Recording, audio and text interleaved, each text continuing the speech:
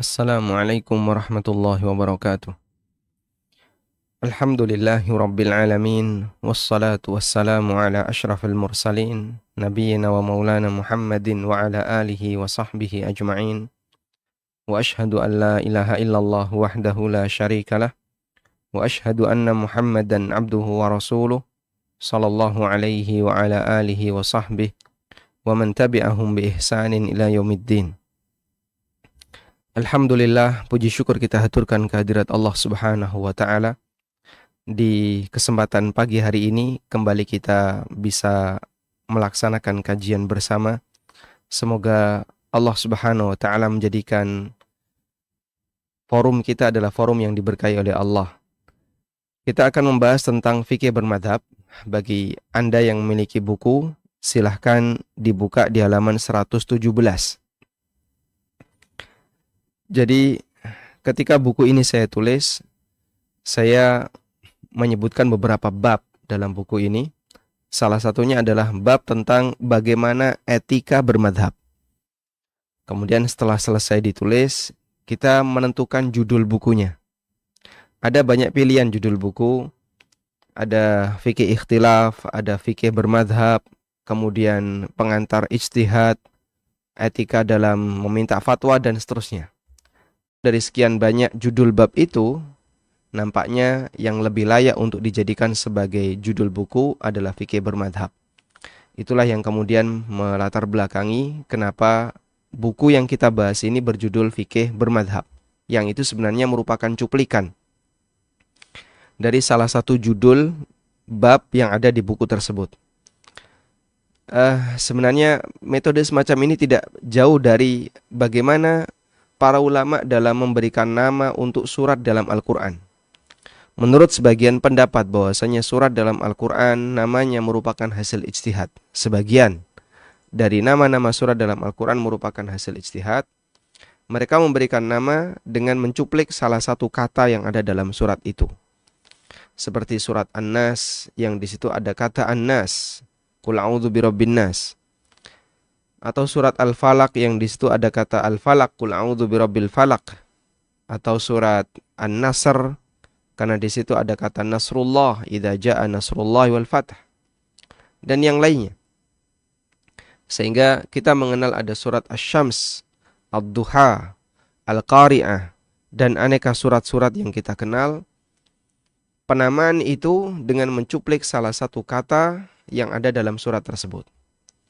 Maka demikian pula judul buku ini kami beri nama fikih bermadhab dengan mengambil salah satu judul bab yang ada dalam buku tersebut. Tayyib. Kemudian di sini kami berikan pengantar bahwa tolong bedakan antara madhab dengan bermadhab. Bedakan antara kata madhab dengan kata bermadhab.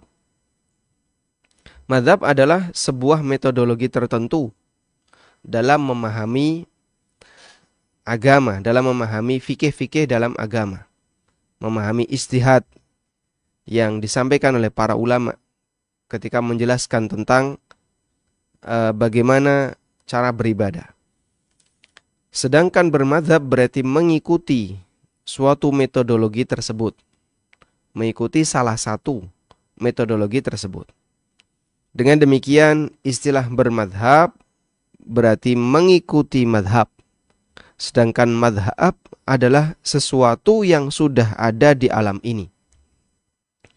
Istilah bermadhab itu adalah mengikuti madhab. Sedangkan madhabnya sudah ada di alam ini. Artinya bermadhab itu bukan membuat madhab yang baru, tetapi mengikuti madhab yang sudah ada. Bermadhab yang kami maksud adalah mengikuti madhab yang sudah ada, bukan membuat madhab yang baru. Baik. Dan dalam buku ini, kami tidak membahas tentang pengenalan terhadap madhab. Sehingga kita tidak kenalkan madhab Hanafi itu kayak gimana sih. Tokohnya siapa saja, kemudian referensinya bagaimana, sejarah munculnya madhab Hanafi itu bagaimana. Kemudian perkembangannya di di dunia ini seperti apa. Kita tidak membahas itu. Demikian pula dalam mazhab yang lain. Kita juga tidak membahas tentang mazhab Malikiyah atau Syafi'iyah atau Hambali, tentang bagaimana perkembangannya, sejarah lahirnya, kemudian pertumbuhannya, tokohnya siapa saja dari masing-masing abad. Kita tidak membahas itu. Karena itu di buku ini kami tidak mengupas tentang biografi ulama madhab. Sehingga kami tidak mengupas biografi Imam Abu Hanifah, atau Imam Malik, atau Imam Syafi'i, atau Imam Ahmad. Meskipun di sebagian tempat kami sebutkan beberapa keterangan tentang madhab, namun itu yang berkaitan dengan etika dalam bermadhab. Di bab fikih bermadhab, kita akan mengupas tentang etika dalam mengikuti madhab. Ketika kita mengikuti madhab, apa sih yang harus kita lakukan? Apa yang harus kita kedepankan? Baik, berikut beberapa catatan yang perlu kita perhatikan terkait fikih bermadhab. Catatan yang pertama, tentang pengertian madhab. Istilah madhab berasal dari kata dasar dhahaba yadhabu. Dhahaba yadhabu, yang secara bahasa memiliki dua makna. Yang pertama, bimakna al-hasan wan nadarah, sesuatu yang bagus, sesuatu yang indah. Berdasarkan makna ini, maka emas disebut dengan kata az-zahab. Al-fiddah wal-zahab, perak dan emas. Az-zahab artinya emas. Kenapa emas disebut zahab? Karena dia sesuatu yang bagus, yang indah, menarik untuk dipandang, menarik untuk dimiliki. Dan dulu ada seorang ulama yang bernama Imam Az-Zahabi. Dikenal demikian karena beliau adalah orang yang sangat brilian, cerdas, hafalannya luas, dan memiliki tulisan-tulisan yang bagus, sehingga dikenallah sebagai Az-Zahabi. Kemudian makna yang kedua, kata zahab bisa bermakna mahallu zihab. Mahallu az-zihab. Oleh sebab itu mazhab Syiah artinya adalah alur perjalanan. Mahallu zihab artinya alur perjalanan. Mazhabu fulan berarti alur perjalanan fulan. Mazhab X berarti alur perjalanan X, dan begitu seterusnya. Ini makna kata mazhab secara bahasa. Kami ulang, asal usulnya berasal dari kata apa? Zahab, yang memiliki dua makna, bisa bermakna sesuatu yang indah atau bisa bermakna alur perjalanan. Dan begini, definisi bahasa itu bisa jadi ada hubungannya dengan definisi secara istilah, dengan hubungan yang dekat, dan bisa jadi hubungannya cukup jauh dengan definisi istilah. Dan definisi istilah untuk madhab dengan kaitannya dengan definisi bahasanya itu memiliki hubungan yang cukup dekat. Sehingga coba kita lihat secara istilah. Para ulama memberikan banyak definisi untuk kata madhab. Di antaranya yang saya kutip di sini adalah keterangan Abul Khitab. Madhabul insan ay maqalahu au dalla alaihi bima yajri majral qawli min tanbihin au ghairihi. Yang disebut dengan madhabnya A, berarti maqalahu, apa yang dinyatakan oleh A, pendapatnya A. Au dalla alaihi ma yajri majral qaul min tanbih, atau keterangan yang menunjukkan pendapatnya. Misalnya dia ngasih tanbih, ngasih peringatan, berupa peringatan au ghairi dzaliki au ghairihi, atau yang lainnya. Jika tidak menunjukkan pendapatnya, lam tajus idhafatuhu ilaihi, maka tidak boleh disebut sebagai madhabnya, tidak boleh dinisbahkan kepadanya. Ini tidak menunjukkan pendapatnya, maka jangan sebut sebagai madhabnya. Contohnya gimana? Ini sering diperingatkan oleh para ulama ya. Ketika orang membaca buku-bukunya Syekhul Islam Ibnu Taimiyah. Seperti misalnya membaca Majmu' Fatawa. Syekhul Islam Ibnu Taimiyah itu punya karakter kalau membahas sesuatu suka istitrad. Apa itu, Pak? Keluar dari tema dan kadang terlalu jauh.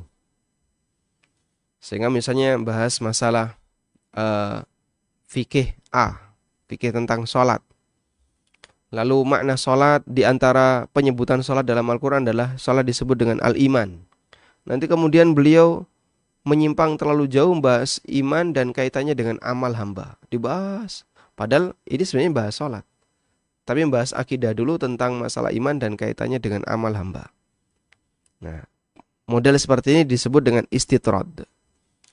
Dan terkadang beliau menyebutkan pendapat tokoh yang lain yang menyimpang. Misalnya sedang mengutip keterangan Mu'tazilah. Mu'tazilah punya pendapat seperti ini dan dasar mereka kayak gini, landasan logikanya seperti ini, dalil-dalilnya kayak gini. Beliau sedang mengutip keterangan Mu'tazilah. Bagi orang yang nggak paham, ketika dia membaca cuplikan, seolah-olah Syekhul Islam sedang mendukung Mu'tazilah. Loh, ini pendapatnya Syekhul Islam kok kayak gini? Ini akidahnya Mu'tazilah. Ya, tunggu dulu, beliau sedang mengutip keterangan tokoh Mu'tazilah. Ya, karena beliau jelas bukan Mu'tazilah, beliau Ahlussunnah yang tidak sejalan dengan Mu'tazilah. Demikian pula sekte Ahlul Kalam dan yang lainnya. Baik, sehingga itu tidak menunjukkan pendapatnya, maka kita tidak boleh katakan Syekhul Islam berpendapat demikian. Ya, karena kemarin kita menjumpai ada salah satu cuplikan ya, yang mengutip dari Majmu' Fatawa, kemudian dia nisbahkan kepada Asy'ariyah, lalu disimpulkan bahwasanya Ibnu Taimiyah adalah Asy'ariyah. Ini jelas keliru. Karena beliau sendiri tidak sejalan dengan Asy'ariyah misalnya. Baik. Sehingga kembali kepada keterangan Abul Khitab bahwa sesuatu apabila tidak menunjukkan pendapat seseorang karena dia sedang mengutip pendapat orang lain, maka tidak boleh dinisbahkan kepadanya, artinya tidak boleh disebut sebagai madhabnya. Dr. Umar Sulaiman Al-Ashqar menyebutkan beberapa definisi bermadhab. Kemudian beliau memberikan kesimpulan. Al-manhajul fiqhi alladhi salakahu faqihun mujtahid. Yang disebut dengan madhab adalah metodologi fiqhiyah. Al-manhaj al-fiqhi alladhi salakahu faqihun mujtahid, yang ditempuh oleh seorang ulama mujtahid. Ikhtassa bihi min bainil fuqaha, yang membedakan dari ulama yang lain. Sehingga pendapatnya ini berbeda dengan ulama yang lain. Baik, Anda kasih catatan ini ya. Ikhtassa bihi min bainil fuqaha, yang membedakan dari ulama yang lain. Karena itu sesuatu yang menjadi ijma' seluruh ulama tidak bisa kita katakan sebagai madhab salah satu ulama. Misalnya kita tidak boleh mengatakan seperti ini. Madhabnya Imam Syafi'i, madhabnya Syafi'iyah, sholat 5 waktu hukumnya wajib.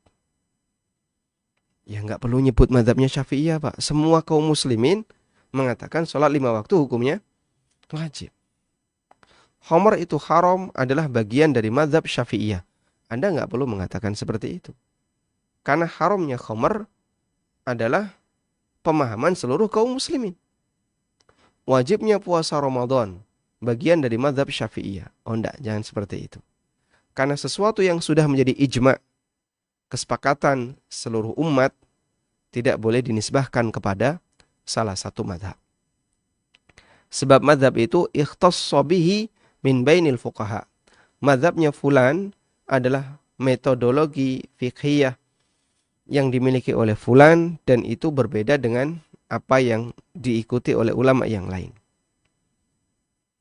Adda bihi ila ikhtiyari jumlatin minal ahkam fi majali ilmil furu', yang berpengaruh terhadap pilihan sejumlah hukum yang berpengaruh, memberikan pengaruh terhadap apa? Pilihan sejumlah hukum. Karena beliau menggunakan metodologi ini, maka pilihan hukum beliau jadinya seperti ini. Fi majali ilmil furu' dalam masalah fikih cabang. Ya. Dan ini beliau sebutkan dalam kitab Al-Madkhal ila Asy-Syariah Al-Islamiyah. Yang ini merupakan salah satu buku rujukan kami dalam menulis fikih bermadhab. Baik, sehingga dari beberapa definisi yang tadi kita cantumkan, baik definisi Abul Khitab maupun kesimpulan yang disampaikan oleh Asy-Syaikh Dr. Umar Sulaiman Al-Ashqar, kita bisa membuat beberapa kesimpulan terkait batasan madhab dan fikih dan bagaimana bermadhab. Yang pertama, ruang lingkup kajian madhab adalah kajian fikih. Masail fiqhiyah. Ruang lingkup madhab dalam kajian fikih, kami ulang ya. Ruang lingkup madhab dalam kajian fikih adalah masail fiqhiyah. Al-masail al-fiqhiyah. Permasalahan fikih. Sehingga tidak berkaitan dengan keberadaan firqah. Kelompok-kelompok pemikiran seperti Asy'ariyah, Maturidiyah, Mu'tazilah, dan lain-lain. Sehingga yang kita kenal ada Hanafiyah, Malikiyah, Syafi'iyah, dan Hambali. Itu adalah mazhab dalam kajian fikih. Maka ruang lingkupnya pada masail al-masail al-fiqhiyah. Tidak berkaitan dengan firqah-firqah atau kelompok yang tadi kita sebutkan. Sebagian masyarakat beranggapan bahwasanya mazhab Syafi'iyah dan Malikiyah dalam berakidah mengikuti paham Asy'ariyah. Ada juga yang beranggapan bahwasanya mazhab Hanafi dalam berakidah mengikuti paham Maturidiyah. Ini merupakan anggapan yang salah karena semua paham itu muncul dari penggunaan ilmu kalam dalam membangun ideologi.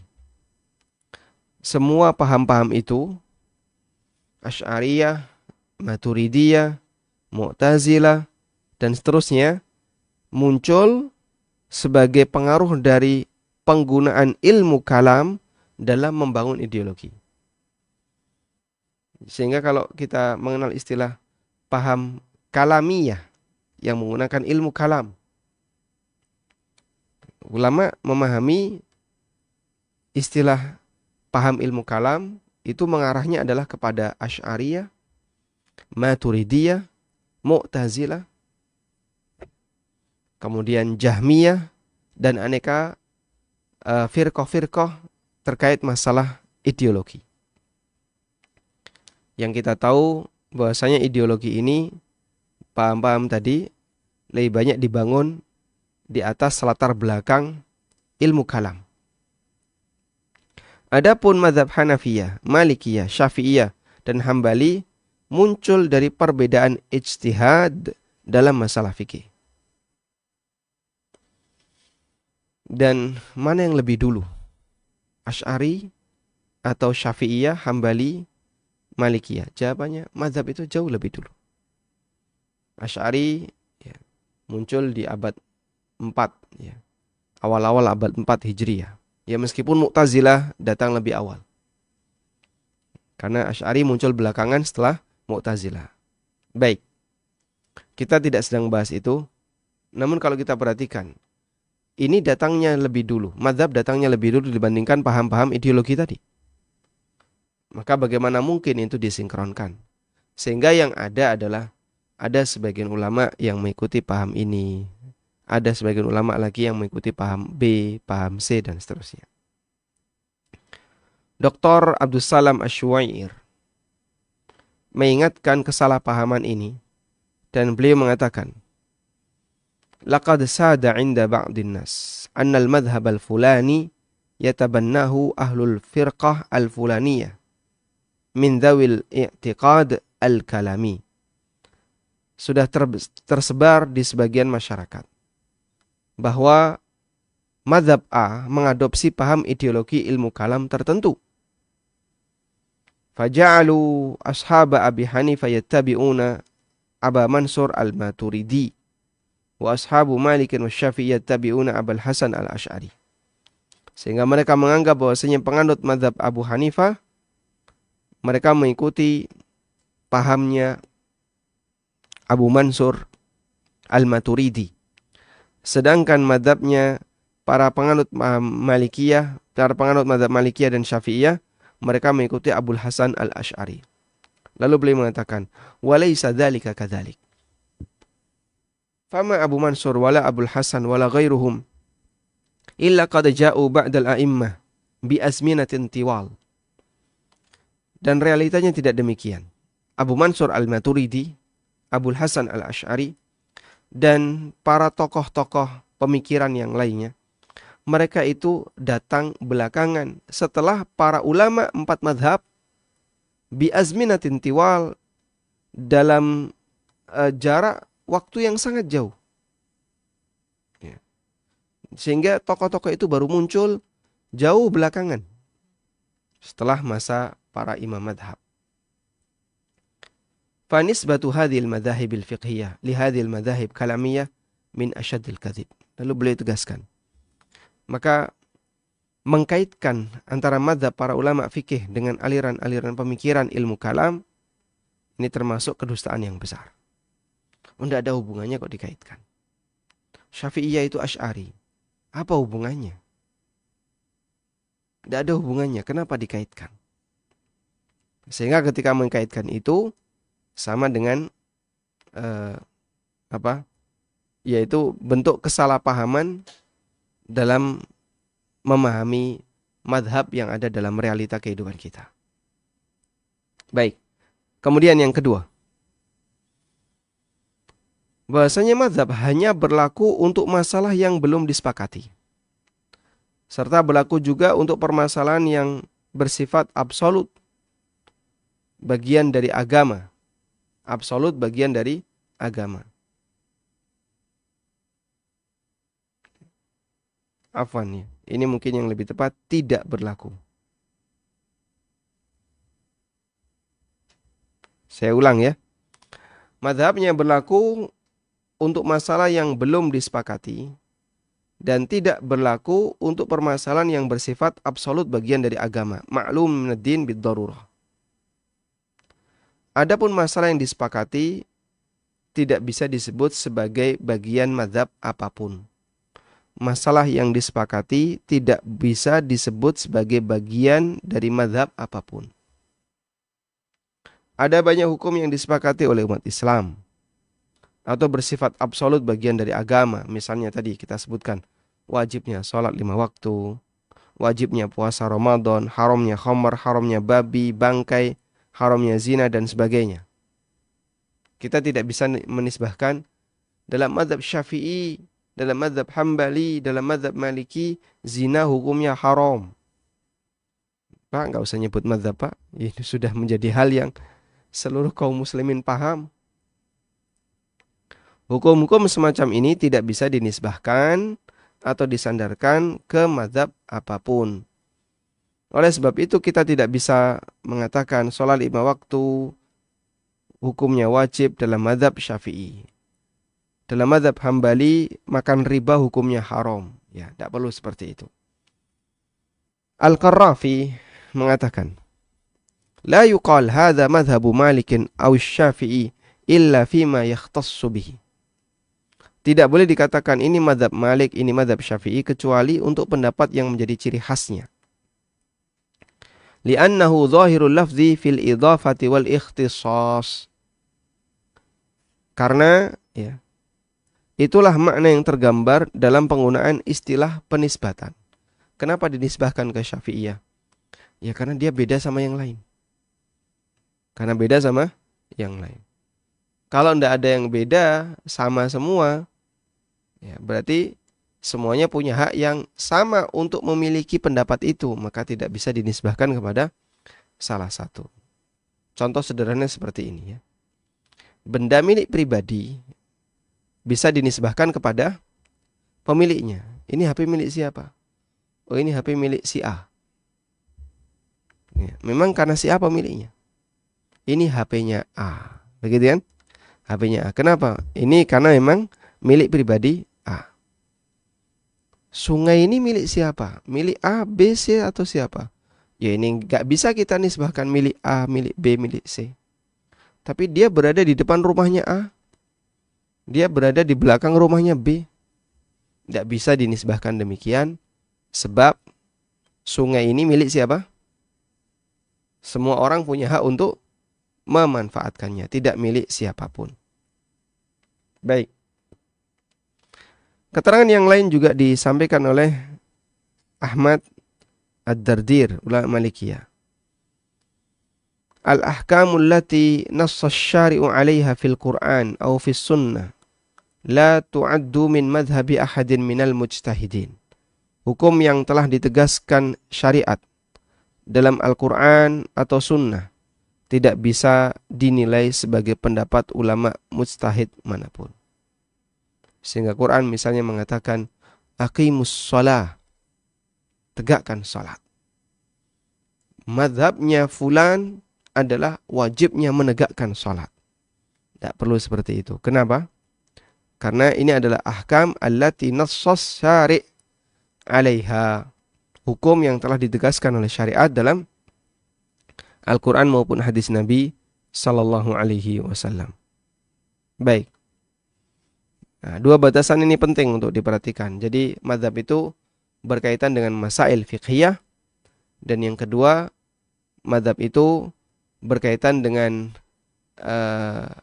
permasalahan yang tidak disepakati atau bukan permasalahan yang minad din bid darurah, bagian dari agama yang dipahami oleh semua orang.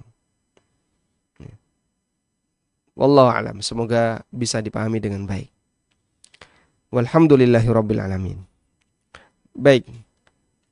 Kemudian catatan yang kedua. Catatan yang kedua ini berbicara tentang sejarah munculnya mazhab. Berbicara tentang sejarah munculnya mazhab, dan ini cukup panjang. Karena itu agar nanti pembahasan kita lebih menyatu, maka kami mohon izin agar catatan yang kedua ini akan kita bahas di pertemuan berikutnya insyaallah taala. Wallahu taala alam, demikian yang bisa kita sampaikan, semoga bermanfaat. Wassallallahu ala nabiyyina Muhammadin wa ala alihi wa sahbihi wasallam.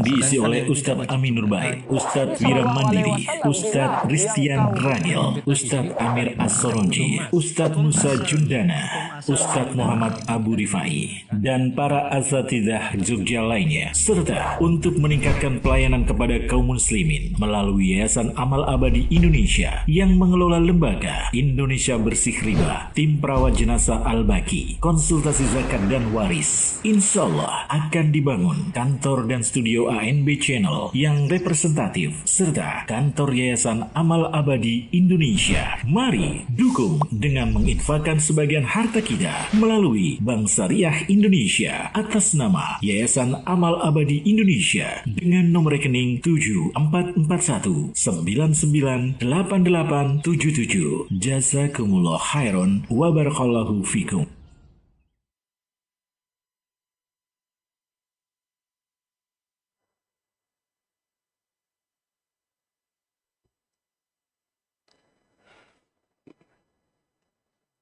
Baik, silahkan. Baik, selanjutnya bagi Anda yang mau bergabung, kami persilahkan. Assalamualaikum Ustadz. Waalaikumsalam warahmatullahi. Apaan bertanya di luar tema. Ustadz, bagaimanakah hukumnya memberikan pinjaman berupa uang kepada teman kita yang non-muslim, di mana kita mengetahui uang tersebut akan digunakan untuk membuka bisnis ternak babi?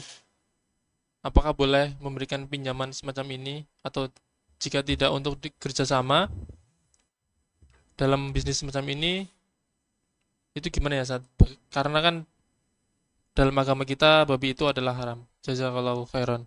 Wa jazakumullah khairan. Mazhabnya siapa? Mazhab Syafi'iyah atau mazhab Hambali atau mazhab, kita tidak bisa menisbahkan seperti itu ya. Karena babi haram adalah sesuatu yang ma'lumun minad din bid-darurah. Semua orang paham, kaum muslimin paham kalau babi adalah haram, sehingga tidak bisa kita nisbahkan kepada mazhabnya tokoh tertentu. Selanjutnya, bolehkah bermuamalah dengan orang kafir? Bermuamalah dengan non-muslim hukumnya diperbolehkan dalam hal yang mubah. Dengan catatan selama non-muslim itu tidak dalam keadaan sedang memerangi kaum muslimin. Ya. Kalau dia sedang memerangi kaum muslimin, ya kita harus menghindarinya sehingga tidak boleh berinteraksi dengan dia kecuali jika mendapatkan izin dari pemerintah kaum muslimin. Baik. Kita dalam kondisi normal semacam ini seperti di Indonesia, antara muslim dengan non-muslim tidak ada ketegangan apapun, dan sehingga bermuamalah dengan mereka adalah hal yang hukumnya diperbolehkan. Namun di situ ada batasannya, yaitu dalam hal yang mubah. Apabila muamalah itu termasuk di antara bentuk mendukung maksiat, maka terlarang bagi kita untuk melakukannya. Sehingga kalau Anda tahu, dan Anda memang betul-betul tahu, bahwa nanti dana ini akan dipakai modal untuk ternak babi, haram bagi Anda untuk ikut terlibat di sana. Baik memberi utang maupun memberi modal. Tapi kalau mau dipakai untuk usaha hal yang mubah, misalnya ternak ayam, atau ternak lele, atau ternak kambing, atau yang lainnya, silahkan. Anda mau bekerja sama dengan non-muslim, atau dengan kaum muslimin, silahkan. Tapi kalau ternak babi, jelas ini tidak diperbolehkan. Anda ngasih utang tidak boleh, karena termasuk ta'awun 'alal itsmi wal 'udwan, tolong menolong dalam perbuatan dosa dan maksiat. Wallahu a'lam. Baik, silahkan. Silakan Bapak. Assalamualaikum. Waalaikumsalam warahmatullahi. Silakan. Hamba Allah dari Bengkulu, Ustaz. Silakan. Iya, Ustaz, seperti ini. Bermadhab tapi tadi ya, Ustaz ya. Kita ini kebetulan seperti yang pernah saya tanyakan saat yang lampau itu, kita ini sendirian datang dan juga belakangan datang. Komplek di sini itu sudah semua mengakunya Syafi'iyah atau Syafi'iyah seperti itu. Setiap ada kejadian takziah atau meninggal, otomatis terjadi 7 hari, 40 hari, dan sebagainya. Dan khususnya saya tuh pasti diundang untuk mengisi tausiah seperti itu, Ustaz. Bila saya menyampaikan sesungguhnya yang Syafi'i seperti itu tuh selalu ditolak. Kita ini Syafi'i bukan seperti itu. Kita ini takziah, yasinan seperti itu. Sikap kita itu untuk menghadapi seperti itu gimana ya, Ustaz? Sedangkan mayoritas tuh yang kita hadapi ini orangnya awam. Sedangkan tokoh-tokohnya ya sudah mempelajari seperti itu berpuluh-puluh tahun yang lalu. Siapa saya kalau saya ketika mengungkapkan bermadhab seperti itu, gimana tuh Ustaz? Cara saya menyikapinya yang sesuai syariat. Jazakallahu khair. Wassalamualaikum warahmatullahi wabarakatuh. Waalaikumsalam warahmatullahi wabarakatuh. Barakallahu fiik. Baik. Permasalahan ini sudah menjadi masalah yang ada sejak lama ya. Sehingga terjadi perbedaan antara irhamkallah. Terjadi perbedaan antara mereka yang ingin mengadakan peringatan kematian dengan yang tidak mengadakan peringatan kematian. Itu sudah menjadi masalah yang cukup lama. Bahkan sebelum kemerdekaan Indonesia. Kemudian sampai sekarang permasalahan itu masih selalu ada di tengah masyarakat. Baik. Perbedaan ini adalah sebuah realita. Sehingga kalau mau diseragamkan di negara kita, nampaknya hampir mustahil. Ya. Lalu bagaimana sikap kita? Sikap kita yang pertama adalah dalam urusan muamalah yang mubah. Kita tetap berinteraksi dengan siapapun, baik yang sepaham dengan kita maupun yang beda pendapat dengan kita. Sehingga mau transaksi jual beli, mau transaksi sewa, mau transaksi yang lain, Baik, kita tidak ada masalah dengan siapapun. Yang kedua, untuk kegiatan keagamaan yang disyariatkan seperti sholat jamaah atau kajian atau kegiatan keagamaan yang lainnya yang sifatnya disyariatkan, kita bergabung bersama. Sehingga si A dengan si B sama-sama sepakat forum ini adalah forum yang baik, bergabung bersama. Alhamdulillah dengan cara semacam ini semoga bisa menyatukan batin. Yang ketiga, dalam hal yang menurut kita ini tidak boleh, menurut mereka ini disyariatkan. Maka jika Anda berada di posisi sebagai orang yang mengatakan ini tidak boleh, Anda tidak boleh ikut bergabung. Tidak boleh ikut bergabung. Karena dalam keyakinan kita ini tidak boleh. Dan orang diizinkan untuk mengamalkan, berbuat sesuai dengan keyakinannya. Karena itu kadang kita terheran ya. Kalau ada orang yang nggak ikut, kemudian dia dipaksa. Kalau tetap nggak ikut, maka nanti dia diboikot. Apa haknya dia memboikot? Si A punya keyakinan bahwa praktek seperti ini tidak boleh. Kalau dia dipaksa ikut, dia dipaksa untuk melakukan sesuatu yang bertolak belakang dengan keyakinannya. Dan tentu saja yang namanya pemaksaan ini berarti sikap tidak toleran. Ya, seharusnya dihargai. Oh, dia nggak mau yang seperti ini. Ya sudah, itu urusan dia. Jangan dipaksa. Ketika dia dipaksa, maka itu akan membuat dia melakukan sesuatu yang bertentangan dengan keyakinannya. Sehingga dia menjadi sangat tidak nyaman. Dia berontak untuk melakukan itu. Maka sekali lagi saya terheran kalau ada orang yang dia punya keyakinan bahwa praktek ini, amalan ini menurut si A ini adalah nggak boleh dilakukan. Tapi oleh tetangganya, oleh masyarakatnya, dia dipaksa. Kalau tidak, dikucilkan. Sebenarnya praktek yang terjadi, hakikat yang terjadi adalah ini bentuk pemaksaan terhadap ideologi. Tidak boleh yang seperti itu. Ya. Berarti ada sikap intoleransi, tidak toleran. Karena si A ini dipaksa untuk melakukan sesuatu yang bertentangan dengan ideologinya. Baik, ini kaidah interaksi secara umum. Sehingga bentuk toleransi di situ adalah masing-masing silahkan menjalani sesuai keyakinannya dan tidak boleh memaksa antara satu dengan yang lain. Tidak boleh memaksa antara satu dengan yang lain. Dan dihargai ketika orang tidak boleh mengganggu ya. Orang melakukan A, orang melakukan B. Baik. Selanjutnya yang menjadi pertanyaan, bolehkah kita berdiskusi membahas masalah ini? Jawabannya diperbolehkan. Diskusi terbuka peluang luas, peluang lebar untuk membahas masalah apapun. Jangankan masalah seperti ini, bahkan masalah beda agama, boleh nggak didiskusikan? Boleh. Allah Subhanahu wa Ta'ala ajarkan. Ya. Bahwasanya ketika berdakwah, Allah Subhanahu wa Ta'ala ajarkan berdakwah dengan hikmah. Wal mau'izatil hasanah wajadilhum billati hi ahsan. Berdakwah dengan hikmah, memberikan mau'izah hasanah, dan dengan jidal. Jidal itu terjadi kapan? Jidal artinya debat ya. Terjadi ketika ada perbedaan pendapat yang tidak bisa dikompromikan dengan dakwah bil hikmah. Ketika tidak bisa dengan bil hikmah atau mau'izah hasanah, maka dengan jidal. Adu argumen. Kamu melakukan seperti ini, argumennya apa?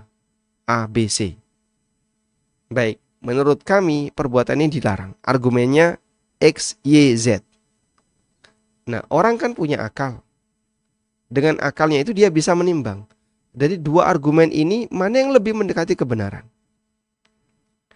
Bagi sebagian orang yang dia lebih mengedepankan hawa nafsu, menurut dia, apapun yang kalian katakan, nggak kami terima. Kami punya pendapat seperti ini. Ya, maka kita bisa menilai, ya kalau seperti itu caranya, mau diskusi dengan cara apapun, nggak mungkin bisa menemukan titik terang. Diskusi itu tujuannya apa? Dalam rangka untuk menemukan titik terang. Sehingga satu dengan yang lain mempengaruhi dari sisi pemikiran, bukan pemaksaan. Ya. Maka disinilah kenapa diskusi dalam masalah ini tidak dilarang. Sehingga kok kayak gini dibahas toh Pak? Ini kan sudah menjadi khilaf sejak masa silam. Apakah kemudian ketika terjadi khilaf nggak boleh dibahas? Kalau dibahas nggak masalah. Tapi kalau memaksa yang nggak boleh. Dan bedakan dua hal ini ya. Pemaksaan dengan membahas. Kita membahas itu tidak memaksa. Tapi menyampaikan argumen. Menurut saya ini tidak boleh karena alasannya kayak gini. Menurut saya ini wajib karena alasannya kayak gini. Jadi ketika orang tahu argumennya, nah saling mempengaruhinya itu dari sisi mana? Pemikiran, pemahaman. Dipengaruhi dari sisi logika dia. Dipengaruhi dari sisi hatinya. Kalau pemaksaan kan tidak. Hatinya berontak, dipaksa. Kalau enggak, kamu dikucilkan. Ini salah. Sehingga bedakan antara pemaksaan dengan adu argumen. Nah, untuk diskusi terbuka lebar. Maka dulu Nabi SAW berdebat dengan non-muslim. Berdebat dengan Yahudi, berdebat dengan Nasrani. Demikian pula para sahabat, mereka berdebat dengan Yahudi Nasrani. Ketika terjadi perbedaan pendapat antara Ali bin Abi Thalib dengan Khawarij, Ibnu Abbas sebagai ujung tombak berdebat dengan Khawarij. Ibnu Abbas tidak memaksa Khawarij. Tapi beliau datang. Lalu Khawarij ditanya, apa yang menyebabkan kalian mengkafirkan para sahabat? Lalu mereka mengatakan, ada 3 sebab. Sebutkan. 1, 2, 3. Ibnu Abbas itu masih tanya lagi. 3 ini saja? Yang lain ada silahkan. Enggak ada, hanya 3 ini saja. Dalam dialog Ibnu Abbas dengan Khawarij. Beliau itu mempersilahkan, apa argumen kalian? Disebutkan 3 kan? Sudah? Ibnu Abbas masih minta tambah. Ada yang lain enggak? Apakah cuma 3 ini saja? Cukup 3 ini saja. Sudah? Selesai kalian menyampaikan argumen, sekarang dengarkan saya. Dibantai satu-satu itu. Pertama, kalian berpendapat demikian. Dijelaskan. Ini keliru, yang benar kayak gini, penjelasannya seperti ini. Sampai selesai yang ketiga. Dari 3.000 Khawarij, yang tobat 2.000. Yang tobat 2.000. 1.000 masih bertahan. Nah, 1.000 ini baru dipaksa oleh Ali bin Abi Thalib. Diperangi oleh Ali bin Abi Thalib. Dan gak ada satupun dari 1.000 ini yang ditinggalkan hidup. Semuanya mati dalam perang Nahrawan. Ali bin Abi Thalib mengerahkan pasukan untuk memerangi Khawarij dan tidak ada satupun yang ditinggalkan hidup, semuanya mati ketika peristiwa perang Nahrawan. Yang 2.000 mereka bertobat dari hasil debat dengan siapa? Ibnu Abbas radhiyallahu anhu. Jadi ketika terjadi penyimpangan dan perbedaan, didiskusikan, diperdebatkan, itu bukan sesuatu yang tercela. Maka kalau ada orang yang menganggap ini sudah terjadi khilaf sejak masa silam, gak usah diperdebatkan. Kalimat ini salah dari awal. Perbedaan itu boleh diperdebatkan, boleh didiskusikan, tapi tidak boleh dipaksakan. Dan itu 2 hal yang berbeda. Dalam perbedaan agama, Allah Ta'ala nyatakan, La ikraha fid din, qad tabayyana ar-rusydu minal ghayy. Gak ada paksaan dalam masalah agama. Sudah jelas perbedaan antara ar-rusydu minal ghayy. Maka dulu ketika ada sebagian orang kafir yang mau masuk Islam, diminta oleh Nabi SAW pertimbangkan dulu. Sampai kau yakin ini benar. Ketika dia yakin, dia baru masuk Islam. Ya. Ada salah satu pemimpin Bani Hanafiyah ya, yang berasal dari Bani Hanafiyah. Ini kan dulu pernah jadi tawanan. Akhirnya setelah ketemu Rasulullah SAW, dijelaskan oleh Nabi SAW tentang Islam, sampai akhirnya orang ini tertarik untuk masuk Islam.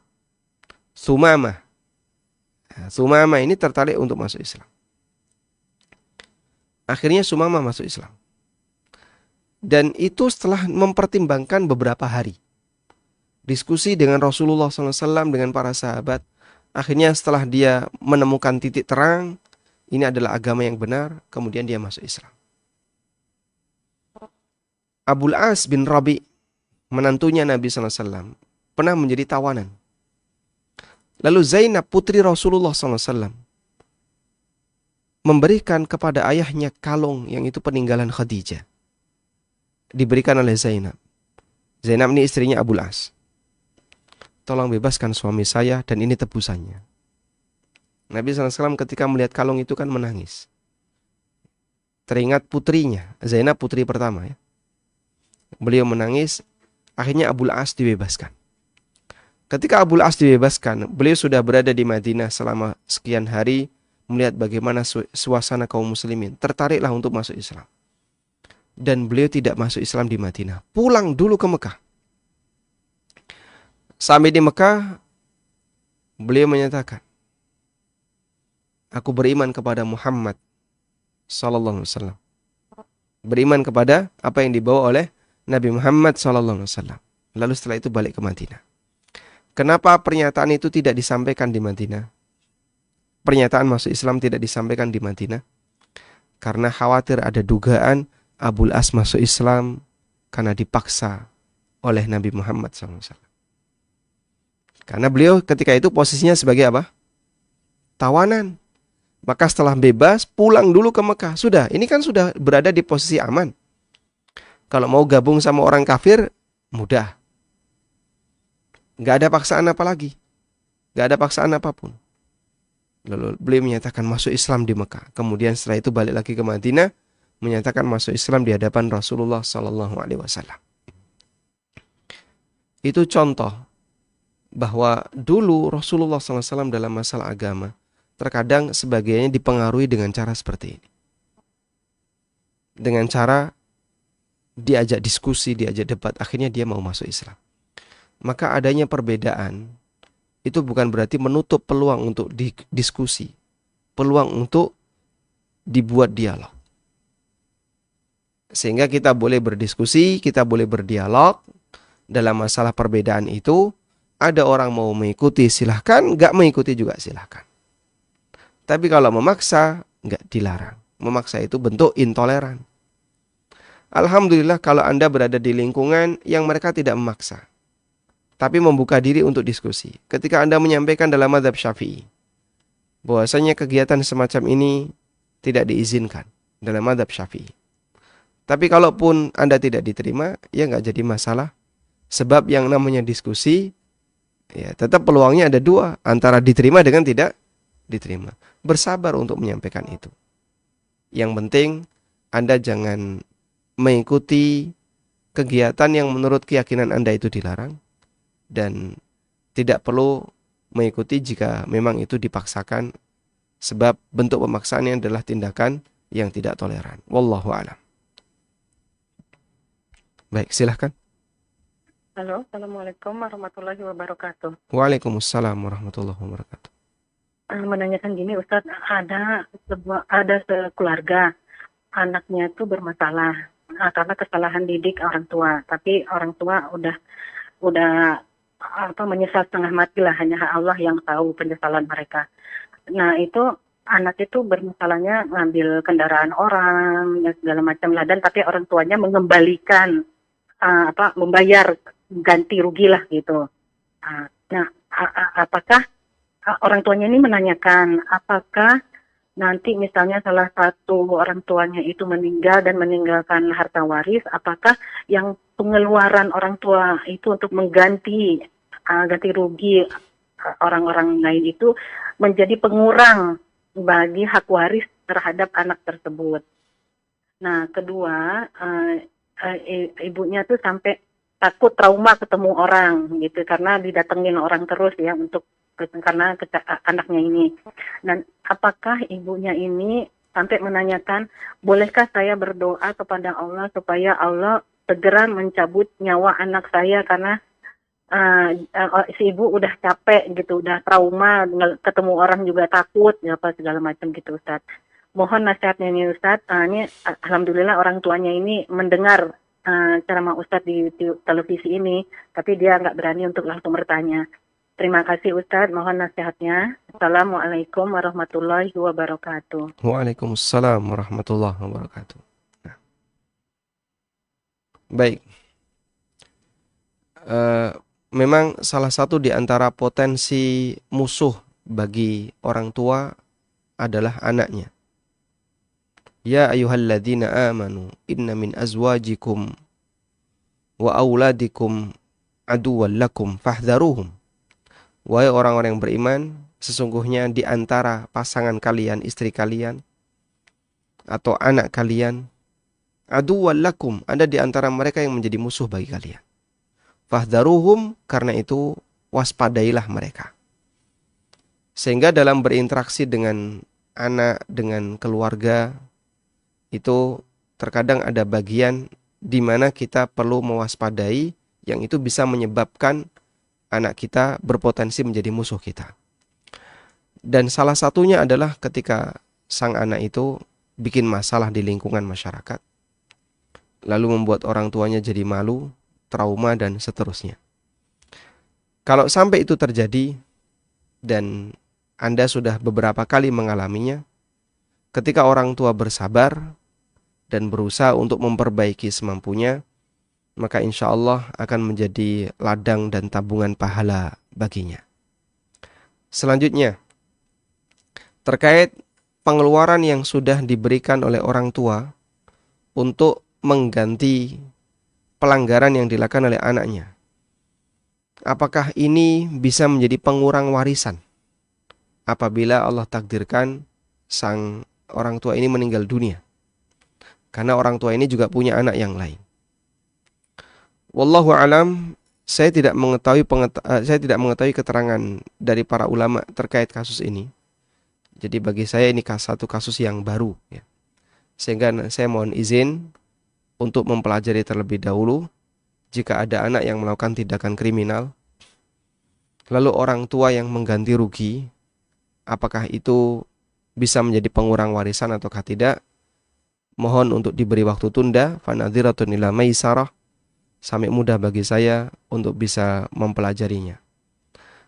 Baik, kemudian yang kedua, bolehkah orang tua ini mendoakan agar anaknya dimatikan? Karena dia sudah merasa capek dalam menghadapi anaknya. Wallahu alam, memang orang tua punya hak untuk mendoakan keburukan bagi anak ketika anak dalam posisi durhaka. Dan salah satu di antara bentuk doa buruk itu adalah ketika memohon kepada Allah agar anaknya segera diwafatkan. Namun Anda juga perlu mempertimbangkan, kalaupun anak ini wafat dalam posisi dia belum bertobat, maka sang anak meninggal dalam keadaan membawa dosa durhaka kepada orang tua, pelaku tindak kriminal, dan ketika dia mati dalam kondisi itu, sebelum dia bertobat, dia mati dalam kondisi membawa predikat fasik. Sehingga masalahnya tidak hanya selesai di dunia, nanti akan berlanjut di akhirat, di mana anak ini akan menghadapi hukuman yang jauh lebih parah dibandingkan ketika di dunia. Karena itu, kalau masih memungkinkan ada pilihan yang lain, yaitu didoakan dengan doa kebaikan, agar anak ini bertaubat, dibukakan oleh Allah Subhanahu wa Ta'ala hatinya, sadar, sehingga dia meninggalkan seluruh pelanggaran itu dan berubah menjadi anak yang baik. Selama masih ada peluang untuk itu, kami sarankan pilih yang kedua. Ada satu kasus, ya.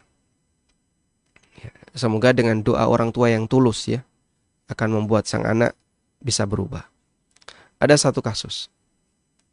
Ini bukan orang tua, tapi guru. Pada waktu rapat penentuan kelulusan mahasiswa Universitas Islam Madinah, UIM, ada salah satu mahasiswa yang dinilai bermasalah. Fulan ini masih bermasalah. Dia berasal dari Afrika.